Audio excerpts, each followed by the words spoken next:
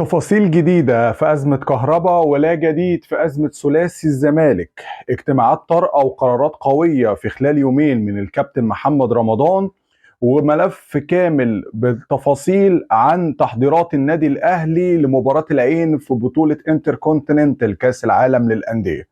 أهلا بيكم في استوديو الكورة، والسلام عليكم ورحمة الله وبركاته. فضلا وليس امرا، ما تنساش تعمل لايك للفيديو وتعمل شير وتشترك في القناه لو انت مش مشترك عشان يوصلك كل جديد من استوديو الكوره. اولا، كهربا بعد اعتذاره وتقبله للقرار بالخصم والسفر الفوري لمصر ساعه الازمه مع الكابتن محمد رمضان ومارسيل كولر، وقفل باب القيد رسميا في مصر يوم 25 اكتوبر، كهربا مازال مستمر وعلى قوه النادي الاهلي. التزام كهربا، وان هو خلاص تقبل الامر في ساعتها، والفيديو بتاع الدعم للنادي الاهلي وتقبل الراجل والتزامه في التمرين بعد الرجوع النهارده هيحدث من الموقف وهيحسنه. في جلسه هتتم ما بينه وما بين الكابتن محمد رمضان لحسم الموقف الكامل لكهربا في ظل ازمه المهاجم الموجوده في النادي الاهلي. لا مهاجم جديد، كهربا مش موجود، وسام ابو علي اللي اتصاب في الماتش اللي فات ولسه هنعرف وهنتكلم عن موقفه من مباراه العين الاماراتي. كمان انت طاهر محمد طاهر ادى بنسبه، بس لو وسام مش موجود مين اللي هيغطي؟ وطاهر بيلعب في المركز استثنائيا، وجود كهربا بقى لابد منه، بس في وجود ضوابط كامله تضمن التزامه الكامل. فبالتالي هيتم عقد اجتماع مع الكابتن محمد رمضان لحسم موقف كهربا بالكامل عشان ينتهي الازمه ويبقى خلاص موقفه واضح وصريح مع النادي الاهلي. هيلتزم ويكمل ولا هيطلع في يناير خلاص ويبقى مش موجود في النادي الاهلي؟ ده اول نقطه في ملف كهربا.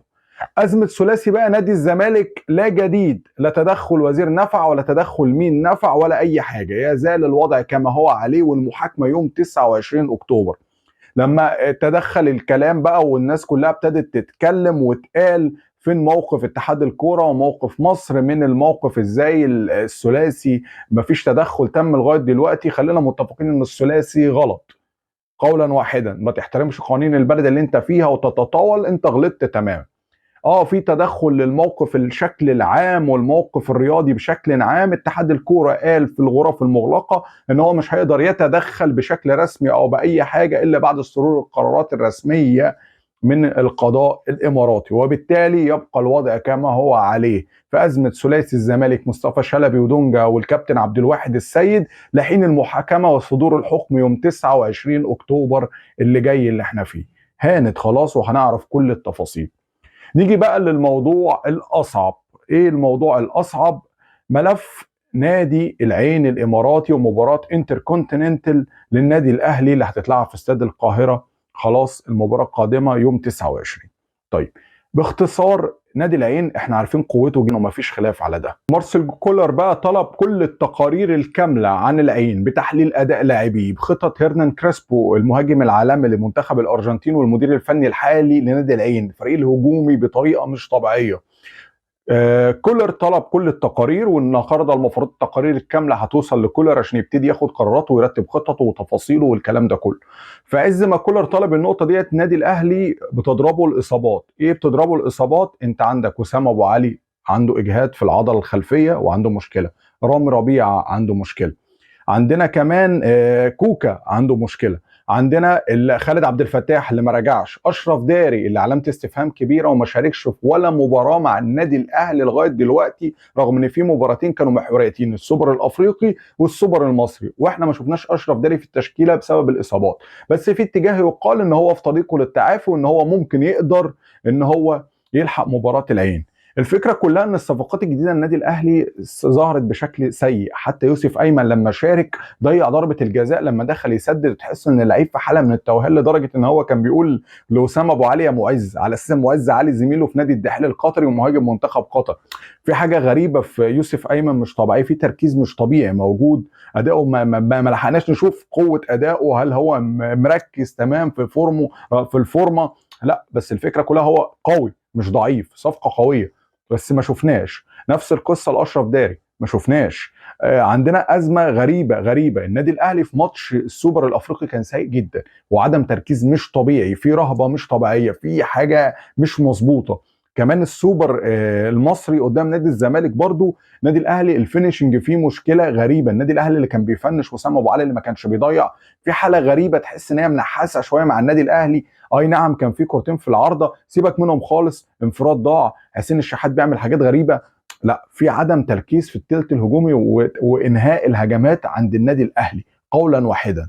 طيب انت عندك مشكله مع فريق العين، فريق هجومي بطريقه بحته وسهل انه يقدر يجيب فيك اهداف، بس المشكله فين؟ المشكله ان انت تقدر تعوض او تترجم الفرص اللي هتجيلك بشكل كويس. دي عندك فيها ازمه كبيره، فبالتالي النادي الاهلي رايح لحته مش كويسه خالص من ناحيه الاداء الهجومي لفريق النادي الاهلي. الاداء الدفاعي قوي الى حد ما، بس الهجوم لازم يكون جاهز لانهاء الهجمات، لان انت بتكسب بالهجوم وبالاهداف اللي بتسجلها. اي نعم تمنع الاهداف مهمه، بس انك تسجل اهداف دي حاجه مفروغ فيها. والنادي الاهلي بقى شكل لجنه برئاسه الاستاذ خالد مرتجي عشان يقابل بعثه فريق نادي العين الاماراتي اللي هيوصل وهيبتدي اول تدريباته يوم الاثنين على استاد القاهره. ومش بس كده، رفعا للروح المعنويه، الكابتن محمود الخطيب بلغ بمضاعفه مكافآت اللاعبين للنادي الاهلي، واللي هي بدل 50,000 جنيه ل 100,000 جنيه لكل لاعب، وصرف شهر راتب كامل لكل الطاقم الاداري في النادي الاهلي. اخبار حلوه عشان يديهم باور ويحفزهم اكتر، عشان مباراه العين اللي هتبقى بحضور قوي جدا مش هيقل عن 50,000 متفرج في استاد القاهره من جماهير النادي الاهلي. اول مره النادي الاهلي يلعب في كاس العالم للانديه او باسمه الجديد انتركونتيننتال على ملعبه في وسط جمهوره بالدعم الكامل. نتمنى ان النادي الاهلي يروح في حته تانية ويبقى الاداء مختلف تماما تماما تماما. كل التوفيق للنادي الاهلي وان هو يكمل تحضيراته على اكمل وجه. نتمنى عوده وسام ابو علي من الاصابه سريعا، وان هو دلوقتي بيتعمل له برنامج تاهيلي عشان يرجع من التعافي. ربيعه، كوكا، كل لاعيبه النادي الاهلي تبقى جاهزه وعلى اكمل وجه ويبقى تعافوا بشكل كامل. نتمنى نشوف اشرف داري جاهز برضه للقاء ده، هيفرق كتيره. بالتوفيق للنادي الاهلي، وان شاء الله يكون في احسن صوره واحسن اداء ليه ويتخطى عقبه نادي العين الاماراتي عشان يلاعب وينتظر الكسبان من بطل امريكا الجنوبيه وامريكا الشماليه على ملعب 974 في نادي في استاد 974 في قطر. تمام. ولو فاز وعدى الخطوه دي يلاعب في النهائي ريال مدريد على اللقب الاكبر لبطوله انتركونتيننت.